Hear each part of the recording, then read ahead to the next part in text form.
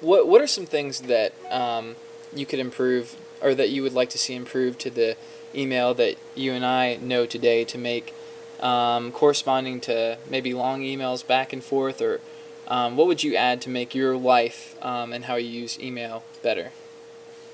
I love the Macintosh voice commands that'll read or recite your emails. Uh, because I have to multitask, I like to have my emails read to me, and so I use that. Okay. Um, I would like that. I would like to be able to record emails and send the voice message instead of the words. Yeah. Because a lot of times when you get an email, you can't understand the tone or the text, but you get the message.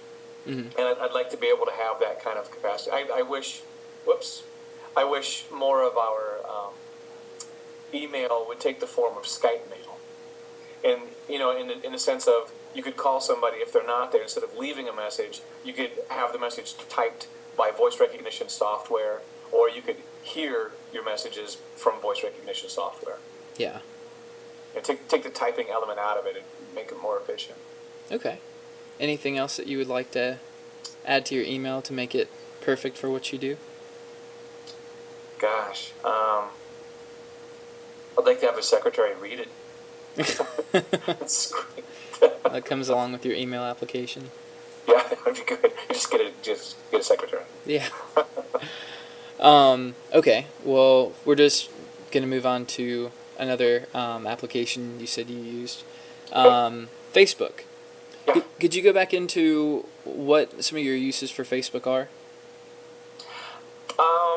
I started using that as just a means of, it was kind of the thing to do to be on Facebook because you make connections with students and other faculty. But I'm really surprised how far that's spread. I've got people that I was in high school with that I've made contact with. I've taught in West Virginia and North Carolina and Texas and now Georgia. And so I've been able to connect with students from each one of those states. And it's really kind of a neat networking and career building or career associative kind of network where you can get online and say, wow, I need a plumber. And somebody knows somebody who's in your area. It's really kind of amazing. Or, when we were getting ready to make a tour of Washington, D.C., I've got friends and colleagues who are up there now. Or, I've got friends and colleagues in Hawaii. And so when I'm going out to that convention or when I'm looking for another opportunity for one of my groups to try to achieve or experience, it's very easy to do. The world is very small. It's been made smaller by Facebook. What would you say that Facebook has made or is making kind of the switch between going from like a social or for fun or connection kind of thing into more of a professional setting or something that you could use? Yeah, I think it does. It's kind of interesting because you can get on there now and you can see job postings. There are groups that, like there's an engineering job posting and a musician job posting and, a band director's job posting. And so that's kind of an interesting concept. You can have letters of recommendation for your jobs, or when you're networking and you're trying to find other people with your interests, it's already been kind of disseminated for you, and you can do searches for various groups. And so it's a valuable tool. I think there's countless ways that you can use it. And, look at how some of these other spaces have become social commentaries on things that are happening, or political commentaries, and, help to inform voters, or to unveil new music, or to gain support for a cause. It's really kind of even more of an influential tool than I think it was ever designed to be. Now, everybody knows that Facebook, I don't even think the creators of Facebook would know the full extent of what you can do with Facebook, but if you could, would you add any particular feature to, whether it's to help you better find more professional stuff or to help you find other people or better communicate, or is there anything that you would add like that? Or is Facebook just perfect for you? I think the users are defining Facebook more than the creators. Okay. At least that's my impression. I may be completely wrong about that. But it appears as though the people that are using it are figuring out other ways to create at least a medium for which to start other kinds of things. So I don't know what I would add to that, except maybe some of the capabilities I'd like to see in email or texting. Okay. All right, let's move on to Skype. With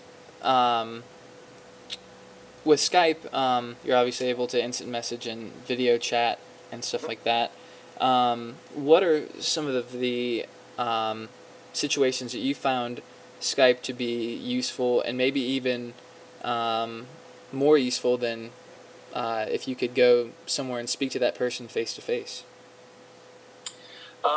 Well, face to face, obviously, when you're talking about somebody in another state or somebody in another country, it's an amazingly convenient tool.